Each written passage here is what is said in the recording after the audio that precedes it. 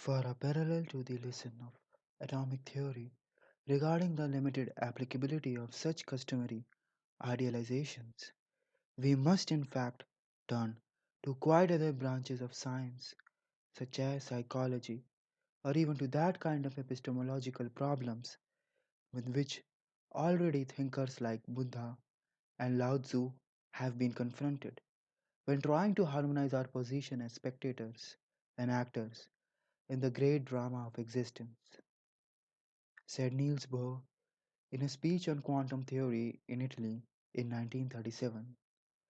For the early thinkers of quantum mechanics, it did not necessarily begin with the advent of modern science, but in works of ancient philosophers. The scientific development of quantum mechanics shares a unique correlation to the study of atoms and understanding its structure. There was an ancient view of atom attributed to Democritus in the West, which had begun reinforcing itself and became a solid foundation for materialism, but was soon going to be overturned completely in parts of academia. The first scientific model in the modern era is attributed generally to John Dalton, though it is debatable as to who can be credited for the first model. Dalton's model could be visualized in terms of a polystyrene foam which is made of solid beads of polystyrene. The beads can be viewed as representing atoms. Dalton's model was very similar to the model by Democritus, except for one major distinction. As chemical reactions were more understood in times of Dalton from a modern scientific point of view, the Democritus' view was supplanted by the evidence that chemical reactions between different substances took place such that atoms combined in whole number ratios. For example, to make water, hydrogen and oxygen combined in what appeared to be fixed ratios by weight, suggesting fixed ratios by number of atoms. The atoms, which were believed to be the smallest independent constituents representing an element, were generally believed to be more or less a mini version of the elements, just like the polystyrene beads in a polystyrene foam. These atoms were believed to somehow form elements and compounds by association with each other. It was thus quite possible for matter to exist in these diverse forms as atoms since the starting of time, and some intelligent force or force of nature combined them into various compounds which then formed objects. If an intelligence force was involved, this led to Anaxagoras' dualism, and if no such force was there, materialism of Democritus would be strengthened. However, there was one impending victory that was soon to come for materialism. From ancient times, people knew about static electricity. There was something inside atoms that carried charge. Italian physicist Volta had already built a primitive form of battery by then, which carried that charge from one metal plate to another. This charge must exist somewhere in atom. Joseph John Thomson, a British physicist, tried to formulate a model of atom with these charges included, which were named electrons by George Johnstone Stoney, an Irish physicist. As Thomson knew that these charges could be relatively easily separated from the atom from his own experiments on cathode rays, they must be, he thought, embedded on the outside of the atom. However, as the atom was neutral in charge and no fundamental particle for the other type of charge had been found till then in those times, Thomson thought that the positive charge existed in atom in a distributed form, unlike the negative charge which existed in a discrete form in the sea of positive charge, like raisins on a pudding. The electrons were not stationary, however, and revolved around the center of atom in circular orbits. Thomson's model was problematic, according to a Japanese physicist, Hantaro Nagaoka, who argued that it was not possible for the positive and the negative charges to be at almost zero distance from each other.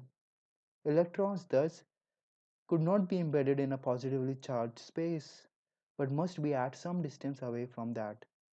A model of Saturn with rings could be viewed as an analog to the model of atom.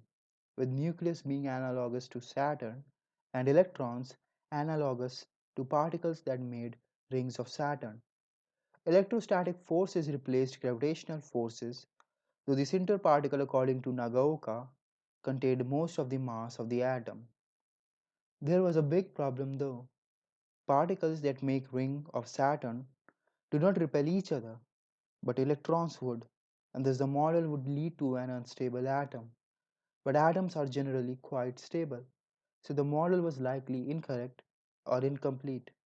Nagaoka himself realized it in few years. Something else was needed, and that is where the experiments came to the rescue. Ernest Rutherford, who was a student of Joseph John Thomson, tried to design an experiment to justify Thomson's thesis.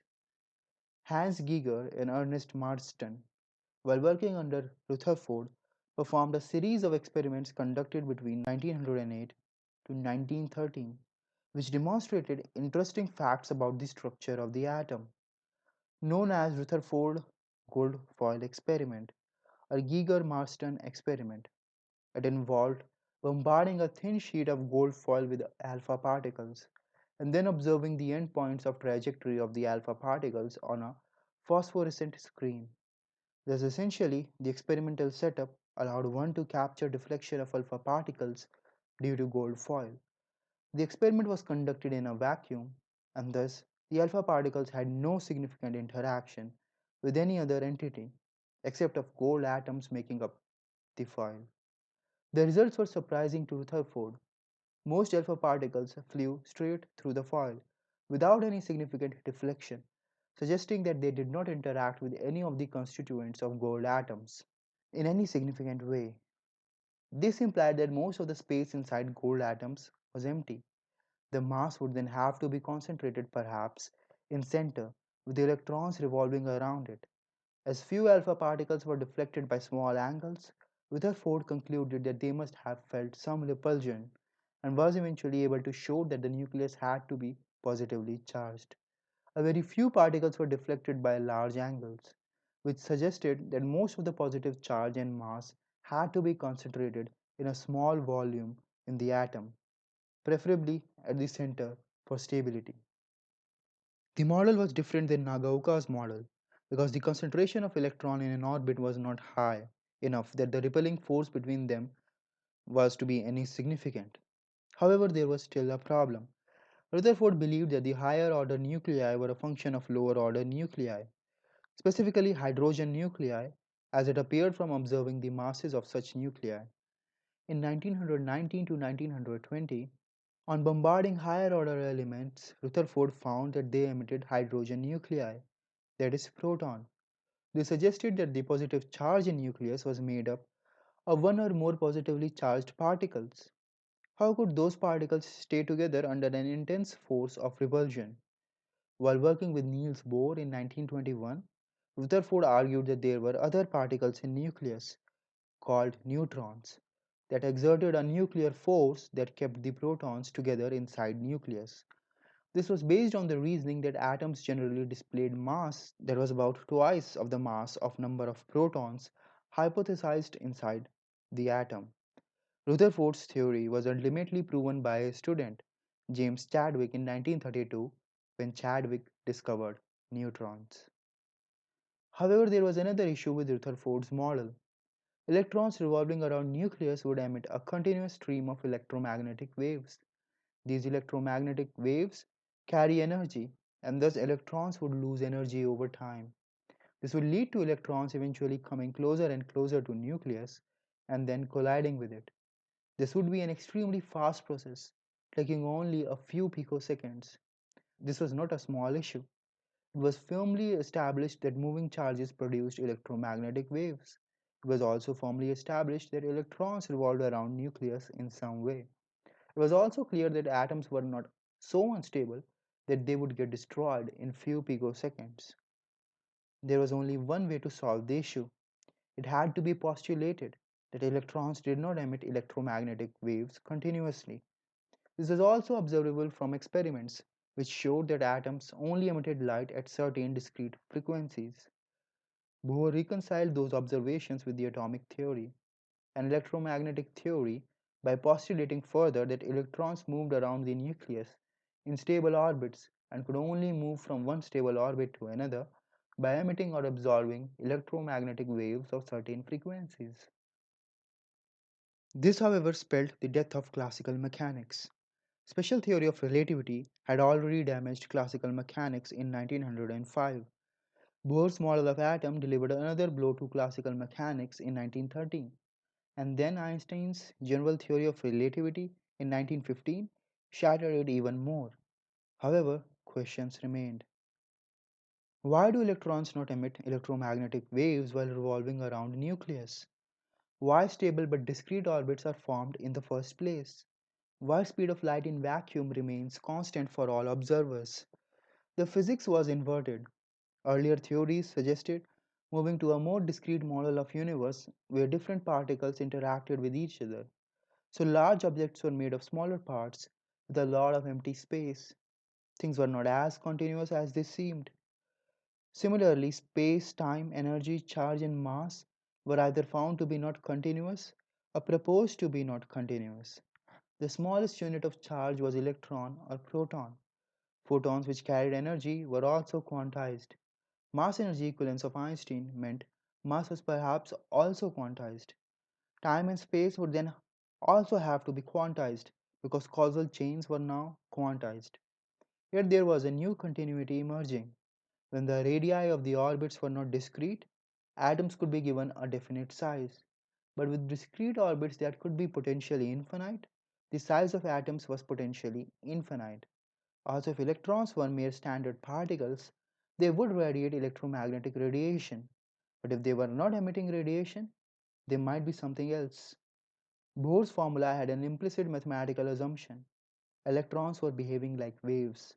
This, of course, would be pointed out by Louis Victor Pierre Raymond de Broglie in 1924. Similarly, theories of relativity meant that space, time, and mass may not be absolute. As such, while they could be discrete, they were effectively continuous because they were not absolute particles. Immanuel Kant said something similar years ago. These newer scientific developments presented a vastly different picture of the world than the one presented by Democritus and Anaxagoras. It was getting ever more difficult to imagine the world as creation of particles interacting with each other on their own or by will of an intelligence. It was more and more appearing to be running on information in terms of mathematical formulas, which were not completely deterministic, but the possibilities extended in all directions to infinity. Bohr jumped early on this train, but cautiously. It was clear to Bohr that Kant's view had been essentially right. Science was not a study of the world, but world as experienced by humans. The consciousness could not be separated from the world. Kant's view of the world dominates the intellectual field now. However, that is in domain of metaphilosophy. The philosophy concerning the nature of the world and its relation to science, while being still dominated by naturalism, materialism, and dualism, shifted increasingly towards idealism. Idealism was gaining traction in all fields of philosophy. Materialism, which was made dominant by the Enlightenment, suffered most brutally at the hands of idealist thinkers. The two opposite views of the world have clashed since then, and though materialism has remained the dominant position in the academia, idealism has had an instrumental effect in determining the nature of it. In a survey by Phil Papers of 3,226 respondents, including 1,803 philosophy faculty members and or PhDs and 829 philosophy graduate students, while around 73 accepted atheism or leaned towards it, 65% accepted analytic synthetic distinction proposed by Kant. Around 39% accepted Platonic explanation for abstract objects, which is strange given a large number of atheists in the sample. What is also very interesting is that around 40% of respondents agreed to contextualism, which is the idea that an action, speech, or idea can only be understood relative to a specific context. This shows a partial triumph of skepticism in academia. Around 70% of respondents also agreed that a priori knowledge is possible, while around 50% of respondents accepted or said that they lean towards naturalism, and 56% accepted a physicalist view of mind. 41% accepted the objectivity of aesthetics.